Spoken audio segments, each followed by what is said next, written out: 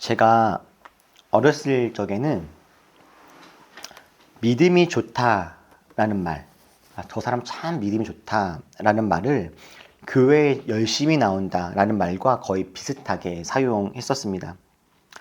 믿음이 좋은 학생들은 내일이 시험인데도 주일날 교회에 나올 뿐만 아니라 예배를 드리고 예배 끝나면 찬양팀 연습, 임원회의, 심지어 친구들하고 교제까지 잘 하다가 저녁이 다 되어 집에 가는 경우들도 있었습니다.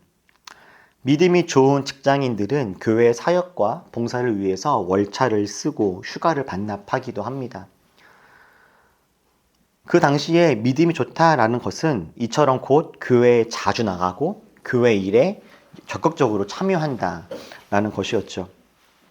그리고 이때 또 이런 분들에게 교회와 교회 안과 교회 밖은 구분되어 있었습니다. 교회 안에서 하는 것들은 좋은 것이고 교회 밖, 보통 이 일반 사회를 이렇게 세상이라 부르면서 세상에는 마치 하나님이 기뻐하지 않는 일들이 가득한 것 같은 그런 인식이 있기도 했었죠. 교회 안은 거룩하고 교회 밖은 그렇지 않다. 이런 생각을 이원론적 신앙이라고 합니다. 구분하는 거죠. 교회 안은 좋고 교회 밖은 나쁘다. 두 개를 구분하는 신앙이에요. 그러나 그렇지 않죠. 교회 안은 거룩하고 교회 밖은 그렇지 않느냐? 그렇게 이분법적으로 나눌 수 있는 것은 아닙니다.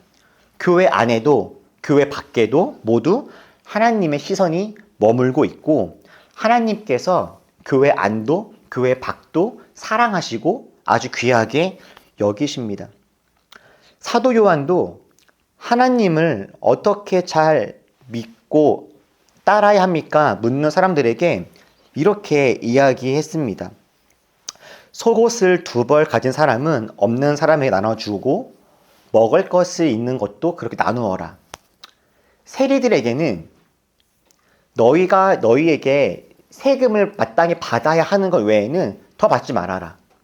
군인들에게는 내가 어떻게 주님을 잘 따라야겠습니까? 묻는 그 군인들에게는 아무에게도 협박하여서 억지로 빼앗거나 거짓 고소하거나 속여서 빼앗지 말고 너의 봉급으로 만족해라. 이렇게 이야기했어요. 어떻게 내가 주님을 잘 따라야겠습니까? 라고 묻는 사람들에게 너희의 삶의 자리에서 너희에게 이미 주어진 것들을 정직하고 바르게 잘 살아내라. 라는 것이었죠.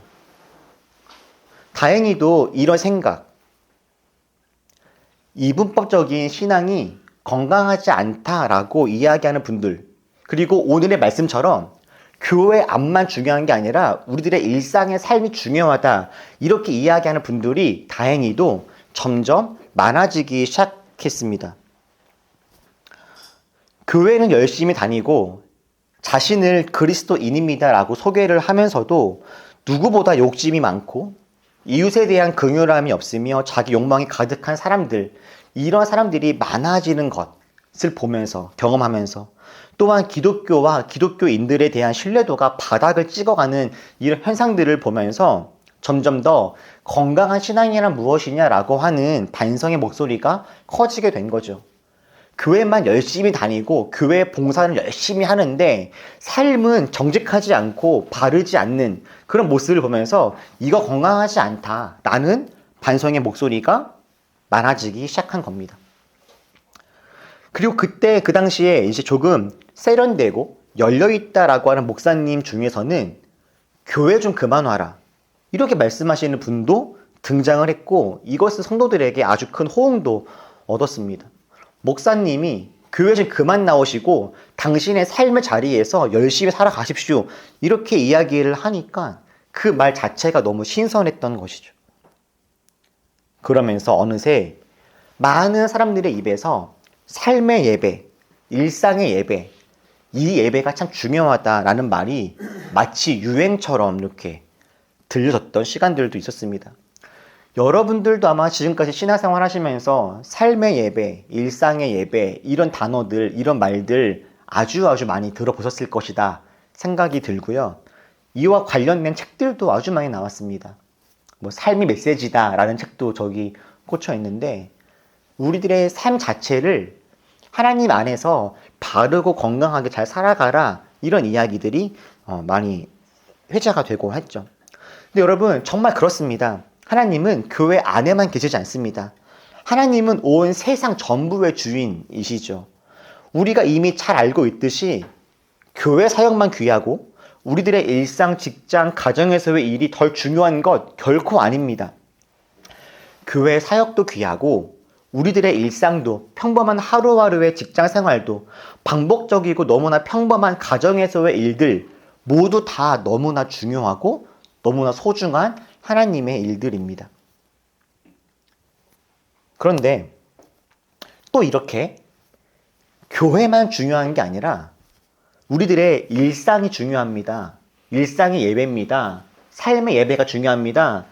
이런 이야기가 많이 나오다 보니 어느새 이제는 교회 잘 다녀야지 라고 하는 말이 조금은 촌스럽게 들려지기도 하는 것 같습니다.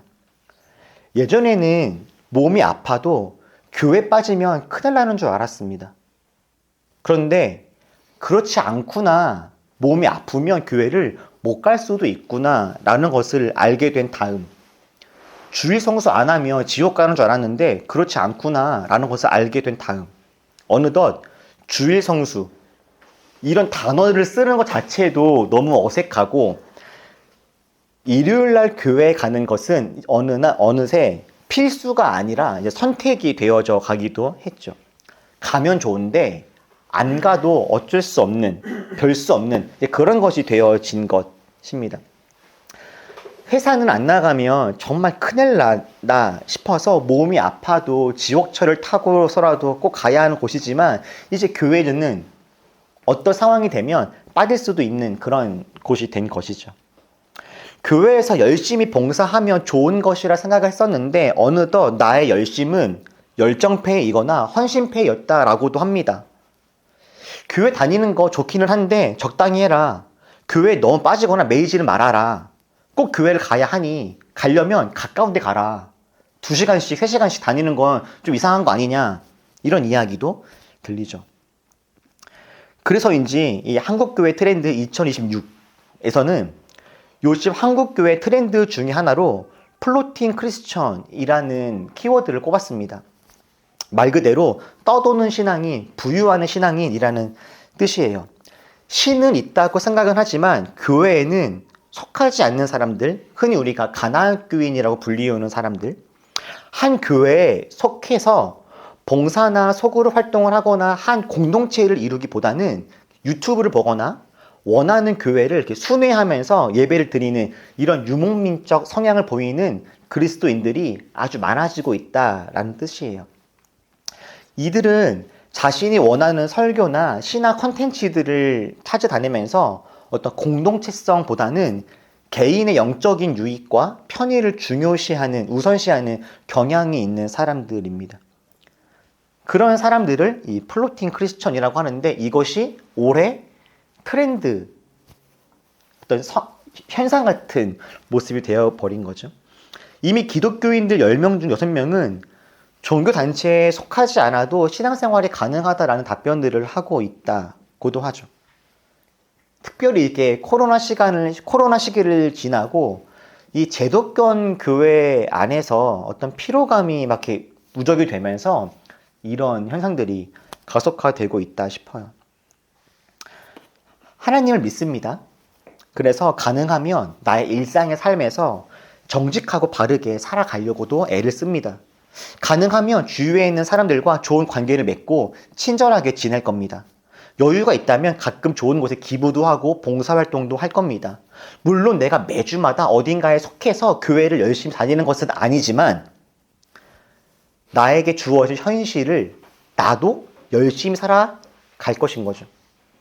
하나님한테만 기도하고 매달려서 나의 삶을 다 주님이 주시는 은혜와 복으로만 채우는 것이 아니라 나도 열심히 노력을 하고 열심히 수고해서 돈을 벌고 또 돈을 모을 거기도 합니다.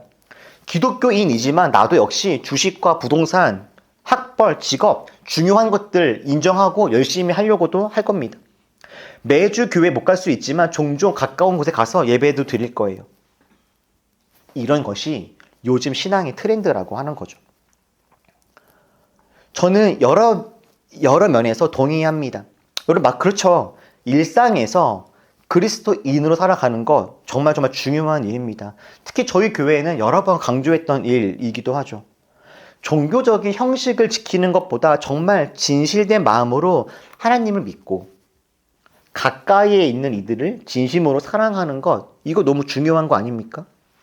의사는 의사의 일을, 교사는 교사의 일을, 정치인은 정치인의 일을 바르고 성실하고 정직하게 해나가는 것이 그리스도인으로서 신앙생활을 해나가는 아주 중요한 방식입니다. 그 과정에서 나름의 성취를 누리고 또 그 안에서 삶을 잘 유지해 나가는 것, 이것은 아주 필요하고 중요한 일이겠죠. 그런데 그렇다면 여러분, 이런 것이 정말 건강한 신앙생활이라고 한다면, 이런 것이 믿음이라고 한다면 우리가 다시 한번 고민해보고 싶은 것들도 있습니다. 그렇다면 교회는 무엇인가요, 여러분? 교회. 마음껏 데이트도 하고 싶고 여행도 가고 싶지만 아침에 잠도 푹 더 자고 내 시간을 더 갖고 싶기도 하지만 그렇게 하지 않고 매 주일 나와서 예배를 드리고 내 수입에 적지 않은 부분을 헌금을 하고 그 헌금으로 교회를 세워가고 일정 부분 교회를 유지하는 데 사용하기도 하는 이런 일들은 어떤 의미가 있는 것일까요? 여러분들처럼 강서구에서, 관악구에서, 강화에서 2시간씩, 3시간씩 이렇게 교회를 오는 이러한 수고들은 어떤 의미가 있는 것이겠습니까? 아침 일찍부터 교회 나와서 하루 온종일 주일날 교회에서 봉사하고 섬기고 예배드리는 이러한 시간을 사용하는 것들은 도대체 어떤 의미가 있는 일일까요? 오늘 우리가 함께 읽었던 본문에서는 바울이 아주 중요하고 의미 있는 선언을 한 가지 해줍니다. 교회는 이런 곳이다 라고 말해줘요. 18절 말씀만 다 같이 한번 읽어보죠. 자, 시작. 그분은 교회라는 몸의 머리이십니다. 그는 근원이시며 죽은 사람들 가운데서 제일 먼저 살아나신 분이십니다. 이는 그분이 만물 가운데서 으뜸이 되시기 위함입니다. 성경은 교회를 뭐라고 이야기해 줍니까? 교회는 예수님을 머리로 한 공동체다 라고 이야기합니다. 예수님이 교회라는 공동체의 머리랍니다. 다시요. 교회는 예수님을 머리, 예수님을 리더로 둔 그런 공동체인 것이죠. 예수님이 머리라고 하는 의미는 예수님이 이 교회의 주인이시고 예수님이 이 교회의 대표자 되시고 예수님이 이 교회를 끌고 가신다라는 것입니다. 아니요. 그렇게까지 이야기하지 않는다 하여도 예수님이 머리라고 하시는 아주 중요한 의미는 예수님은 이 교회를 아주 많이 사랑하신다라는 거죠.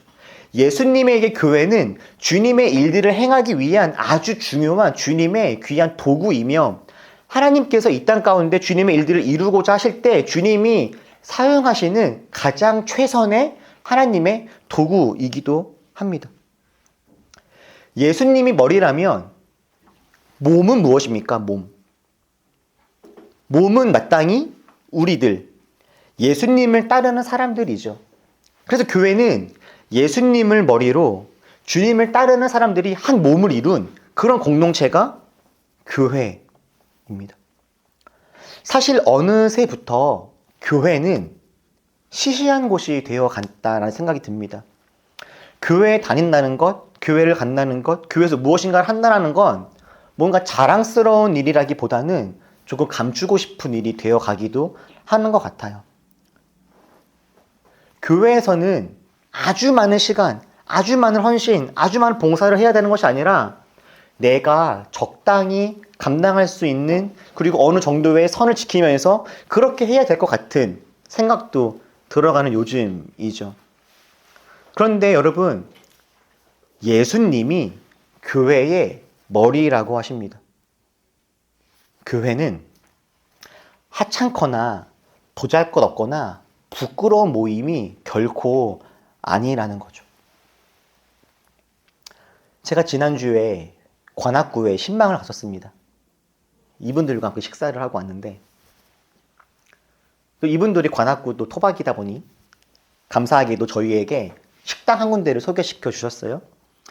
이분들이 소개시켜 준 그 식당은 저도 원래 관악구에서 좀 살았던 시간이 있었는데, 제가 살 때에는 그 골목길이 주택가와 그런 상가 음식점들이 좀 혼재되어져 있는 곳이었는데, 이번에 가보니까 거기 도로 그 길이 이제 음식점들로 쭉 잘 이렇게 형성이 되어 있더라고요.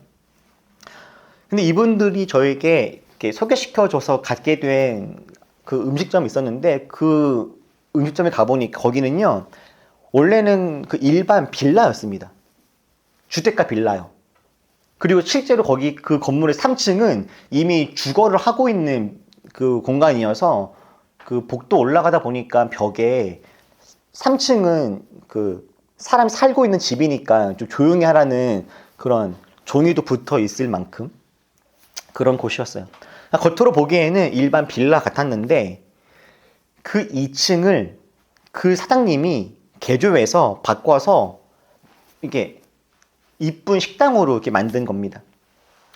제가 거기 보니까요, 원래 같았으면 절대 저희는 가지 않았을 공간이지만, 그 건물에 그 2층에 주인이 바뀌고 주인의 스타일과 의도대로 공간이 새로워지니까 그냥 겉에서 봤을 때에는 빌라 같은 공간인데, 한 사람이 바뀌어서 의도로 가지고 새롭게 하다 보니 거기가 그 예스러운 곳이, 그런 주택가 같은 곳이 이렇게 힙한 공간이 되어졌더라고요. 그걸 보면서 참 겉으로 보이는 외형이 중요한 게 아니라 그곳을 누가 어떻게 사용하고 주인으로서 관리하는가가 중요하구나라는 것을 이렇게 새삼 깨닫게 되어지는 시간이었습니다. 이분들과 함께 거기를 가니까 저도 되게 조금 세련된 사람이 된 것 같은 느낌? 거기가 대학가, 젊은 사람들이 많이 오는 곳이었는데, 나도 꽤 괜찮은 사람이 된 것 같은 그런 기분이 들더라고요. 이제 어느덧 14년이 되었는데, 제가 신혼여행을 제주도 갔다 왔잖아요. 제주도에 갔을 때 제가 마라도에 아내랑 같이 간 적이 있었습니다. 그 배에서 제가 진짜 토하면서 배를 타고 마라도까지 갔었는데, 여러분 마라도 가보셨죠? 마라도 가면 뭐 합니까? 짜장면 먹죠. 14년 전에 짜장면 먹으러 갔을 때, 여러분 그 짜장면 집은 뭐가 유명하죠? 마라도에 짜장면 집에 가보신 분 안 계세요? 여러분 마라도 가면 짜장면이고요, 짜장면 집은 몇 개 있는데 유명한 집이 한 군데가 있습니다. 거기에 이거 모르십니까? 어? 그렇죠. 마라도에 가면요, 이 무도 나온 짜장면 집이 있어요. 근데 제가 갔던 그 옛날에도 있었거든요. 지금도 있더라고요. 달라진 게 있다면, 저희가 갔을 때는 아직 정영돈하고 노동철만 왔다 간 곳이라고 써 있었는데, 이제는 이제 유재석 님이 방문한 곳이라고 써 붙였더라고요. 근데 여러분, 이게 뭐라고? 무한도전이 뭐라고? 유재석이 누구라고? 거기에 이걸 붙여놓고, 심지어 유재석이 먹고 간 자리라는 이런 테이블까지 있는 걸 보니 참 이게 뭔가라는 생각이 들죠. 그런데 여전히 사람들은요, 이곳에 갑니다. 어떤 유명한 사람들이 한번 왔다 간 곳은 그 사람들이 왔다 간 자체로 특별한 공간이 되어지니까요. 어떤 브랜드에서 유명한 연예인이 광고를 찍는데 수억 원씩 받아갑니다. 왜 그렇습니까? 처음에는 이 브랜드는 아무것도 아닌 것처럼 보였는데, 어떤 호감 있는 누군가가, 내가 좋아하는 누군가가 이 브랜드를 사용하는 순간 이 브랜드가 새로워져 보이는 것이죠. 그래서 어떤 누군가에게, 인플루언서들에게 수억 원의 돈을 지불하면서까지 광고를 맡기는 거 아니겠습니까? 여러분, 교회는요, 누가 주인입니까? 교회는 누가 리더입니까? 교회를 누가 사랑하시고 누가 아끼신다고 하십니까? 예수님이 리더가 되어서, 주인이 되어서 끌고 가시는 곳이 교회라는 거예요. 그러니 교회는 얼마나 영광스러운 곳이다 싶겠습니까? 여러분, 하나님이 창조하신 이 세상이 아름답고 풍성하기를 바랬습니다. 죄로 인해서 많은 것이 망가지고 무너졌지만 하나님은 이 세상을 포기하지 않으셨고 오히려 회복시키시고 새롭게 하려고 하셨습니다. 그리고 그렇게 하기 위해서 하나님께서 꺼내 드신 방법이 놀랍게도 교회인 거죠. 하나님을 믿고 따르는 우리 같은 사람들 말입니다. 그래서 성경에서 정말 신비로운 일이라고 한다면 전능하신 창조주이신 하나님이 인간의 몸을 입고 이 땅에 오신 것, 약하고 연약한 사람이 되신 것, 그 크신 하나님이 우리와 똑같은 배고프고 춥고 덥고를 다 느끼는 그런 연약한 인간이 되신 것, 낮고 낮은 자리에 오신 것, 이것이 성경에서 참 신비로운 일 중에 하나이죠. 그리고 신비로운 또 하나의 일이 교회, 우리처럼 약하고 부족하고 작은 사람들을 통해서 하나님이 교회를 세우시고 이 교회를 통해서 세상을 바꿔가려고 하신다는 것, 이것이 참 놀라운 신비가 아닌가 싶습니다. 창조주이시고 능력이 많으신 주님께서 그 능력과 힘으로 뭔가를 바꿔가시는 것이 아니라 우리같이 작은 사람들을 통해서 하나님의 일들을 이루어 가신다라고 하는 것, 이게 하나님의 놀라운 방법이고 주님의 일하신 일들이죠. 세상에는 위대하고 멋진 일들이 많이 있습니다. 우주선을 쏘아서 달 나라로 가는 일, 음식을 맛있고 이쁘게 만들어서 사람들에게 나누어 주는 일, 사람보다 더 사람 같은 로봇을 만드는 일, 핸드폰을 더 작고 더 얇게 만드는 일, 다 좋은 일이죠. 다 멋진 일들입니다. 저는 자기 분야에서 열심히 일하는 사람들의 이야기를 저는 좋아합니다. 이 브랜드 마케터들의 이야기 제가 한두 번 소개시켜드린 적이 있는 책인데요. 이 책은 배달의 민족, 스페이스 ODT, 에어비앤비, 트레바리, 여러분들도 이미 잘 듣고 또 한두 번 정도는 이용해 보셨을 만한 그런 요즘에 아주 인기 있는 그런 스타트업들인데요. 이런 스타트업들의 마케터들의 이야기입니다. 이 사람들이 자기의 브랜드를 얼마나 사랑하고 이 브랜드를 많은 사람들에게 알리기 위해서 얼마나 열심히 일하는지를 적어놓은 책이에요. 이 책을 읽어보니까요, 아, 이분들 자기 브랜드에 대한 자부심이 대단하구나. 자기 브랜드를 누군가에게 알리기 위해서 이렇게 열심히 재미있게 살아가는구나 라는 것을 보게 돼요. 제가 최근에 본 이 실패를 통과하는 일이라고 하는 책은요, 그 박소령이라고 하는 분이 쓴 글인데, 퍼블리라고 하는 스타트업을 만드신 분입니다. 이게 유료 구독제 뉴스나 글들을 읽을 수 있는 그런 매체인데, 이분 역시도 자신이 만든 이 퍼블리라고 하는 이 회사를 잘 성장시키고 성장하고 잘 하기 위해서 정말 열심히 노력하셨더라고요. 이 일을 위해서 정말 삶을 갈아 넣었던 이야기들이 잘 적혀 있었습니다. 제가 정말 재밌게 봤던 이 크래프톤 웨이라고 하는 책은, 여러분 배틀그라운드라고 하는 게임 아십니까? 아주 유명한 총싸움하는 게임이잖아요. 저는 배틀그라운드라고 하는 게임은 한 번도 해본 적이 없는데, 이 창업자가 배틀그라운드라고 하는 게임이 나오기까지 얼마나 많이 애를 쓰고 열심히 살았는지에 대한 그런 우여곡절을 잘 담아놓은 책이에요. 제가 이 책을 보면서 나도 한번 해보고 싶다라는 마음이 들었을 뿐만 아니라 정말 열심히 살아가는구나, 그리고 자기가 하는 일에 정말 최선을 다하는구나 라고 하는 것들을 볼 수 있었어요. 좋은 기분이라고 하는 책은요, 어떤 책이냐면, 여러분 혹시 녹기 전에라고 하는 아이스크림집 아십니까? 녹기 전에? 이게 아이스크림 가게인데요, 그 아이스크림 가게를 운영하는 이 박정수 사장님이 자기는 이 아이스크림 가게를 어떤 마음과 어떤 방식으로 운영하는지에 대해서 자기의 어떤 경영 철학들을 잘 적어놓은 그런 책이에요. 아이스크림 하나를 파는데 온 힘을 다해서 합니다.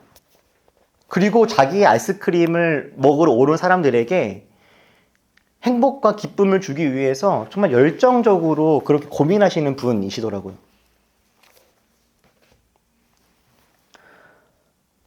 제가 이런 책들을 보면서 자기가 하는 일에 이 정도의 열정을 가지고 정말 최선을 다해 살아가는 사람들의 이런 이야기를 들어보니까요, 멋있습니다. 각 분야에서 자신이 좋아하는 것을 열심히 살아가고 있는 사람들의 모습을 보는 건 그 자체로 참 매력이 있다라는 생각이 듭니다. 그런데 놀라운 게 뭡니까? 하나님도 저희를 예수님을 머리로 한 교회라고 하는 이런 공동체에 저희를 부르신 거예요. 교회라고 하는 공동체를 통해서 세상을 살리고 섬기는 일을 하라고 저희를 부르셨습니다. 여러분, 사실 이 일이요, 너무나 신나고 엄청난 일 아닙니까? 물론 열심히 연구해서 핸드폰을 더 쬐끄맣고 더 얇게 만드는 일도 너무 중요하고 좋은 일이지만, 여러분, 함께 우리가 공동체를 이루어서 이 세상을 바꾸고 하나님을 기쁘시게 하고 사람을 살리는 일, 이것도 우리가 인생을 걸어볼 만한 일 아니겠습니까? 우리가 매주 함께 마음을 모으면서 함께하는 여러분, 이 시간들은요, 결코 작은 일이 아닙니다. 우리가 교회를 이루어서 이 교회가 세상과 사람들과 하나님을 바라보면서 우리가 여러 가지 애쓰는 이 수많은 우리들의 이 시간들은 하나님께서 작다라고 보시지 않고 귀하다 여기시는 그런 복된 일인 것이죠. 여러분은 요즘 여러분들이 품고 있는, 여러분들이 상상할 수 있는 가장 원대한 꿈이 있다면 여러분 어떤 것이 있으십니까? 나중에요, 우리가 죽어서 하나님 만났을 때 여러분 하나님께 자랑할 것이 뭐가 있겠습니까?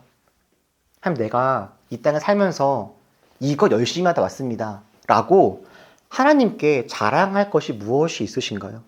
혹 오늘 밤 우리가 어떤 일로 주님 만나게 된다면 여러분들 지난 시간들 돌아왔을 때 여러분들 주님께 무엇을 자랑하실 수 있겠습니까? 여러분, 세상에 좋고 훌륭한 것들 많이 있죠. 그런데 그 어떤 것들보다도 교회를 이루고 세워가는 건 정말 보람되고 의미 있는 일입니다. 수고하고 짐진 많은 사람들에게 복음을 전하고 하나님의 사랑을 나누어서 참된 안식을 누리게 하는 것, 이 땅에 하나님이 세우신 아름다운 일들이 하나님 나라가 이루어지게 하는 것, 저희 그런 일, 그런 사역들, 그런 삶 함께 잘 살아낼 수 있으면 좋겠습니다. 하나님이 누군가를 살리고 싶으실 때 저 사람 어떻게 해야 되나 라고 고민하실 때 하나님께서 우리 올리브교회가 생각나시면 좋겠습니다. 내가 이 세상에 이런 일을 하고 싶은데 누구에게 맡겨야 할까라고 했을 때 올리브교회가 그 일들을 감당할 수 있는 교회가 될 수 있으면 좋겠어요.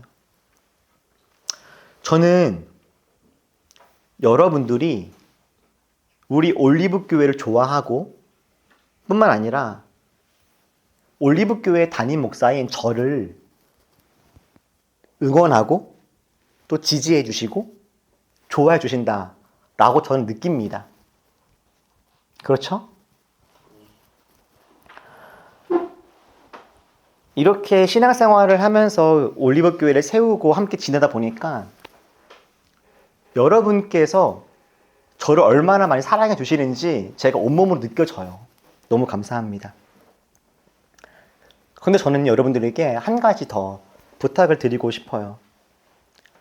저는 응원도 너무 감사하지만 저는 이제는 여러분이 저를 응원해 주시는 것이 아니라 저와 함께 플레이어가 되었으면 좋겠습니다. 종종 그런 느낌이 들 때가 있어요. 하나님이 감독이시고 저는 선수고 여러분들이 저를 응원해 주시는 거죠. 목사님 힘내세요. 저희가 응원합니다. 그럼 제가 열심히 공을 몰고 달리는 겁니다. 여기저기. 근데 자꾸 실패해요. 제가 자꾸 골 못 넣고 공 뺏기고 하나님께서 일로 가라 절로 가라 하시는데 저는 그럴 만한 실력이 안 돼서 자꾸 넘어지고 쓰러지고 이렇게 합니다. 근데 그때 여러분들이 저를 응원해 주신 거예요. 뒤에서. 목사님 힘내세요. 그런데 여러분, 하나님은 저만 선수로 부르신 게 아니라 우리들을 모두 선수로 부르신 것 아니겠습니까? 이제는 함께 더 열심히 뛰어다니면 좋겠어요. 예수님이 가장 앞에서 우리를 이끌어 주실 겁니다. 그리고 여러분, 자부심을 가지십시오. 여러분이 교회의 일원이신 것, 하나님을 머리로 한 그 복된 공동체에 내가 한 몸인 것, 내가 지체인 것, 여러분 자부심을 느껴도 괜찮습니다. 나중에 우리 천국에서 주님 뵐 때 하나님 저 이 땅에 있으면서 교회의 한 지체로서 맡겨진 사명 잘 감당하다 왔습니다. 교회를 잘 세웠습니다. 이 교회를 통해서 하나님 나라를 잘 이루어 가다 왔습니다. 주님께 자랑할 것이 있는 그런 우리가 되었으면 좋겠습니다. 기도하겠습니다.